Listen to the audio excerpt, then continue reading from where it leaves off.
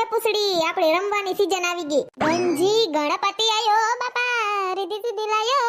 તારી વાહે ઓલા ભાઈ છે ને આપણી વાતો સાંભળતા હતા ને એટલે મેં ગણપતિનું ગીત ગાઈ નાખ્યું. ગંજી પતાનું કહું છું, ગંજી પતાનું. હાલ ગોદીભાઈને ફોન કરીને કહી દો કે તમારે ડેલામાં જ રમવું છે ગોદીભાઈ, એટલે છે ને માથા ગોતી લેજો.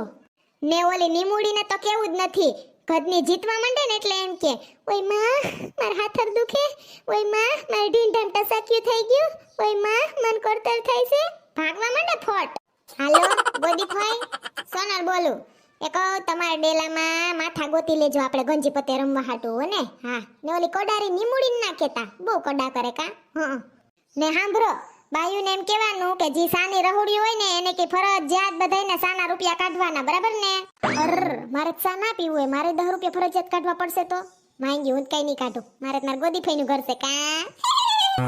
ये बड़ी अच्छी बात कही है. कौन है ये लोग, कहां से आते हैं ये?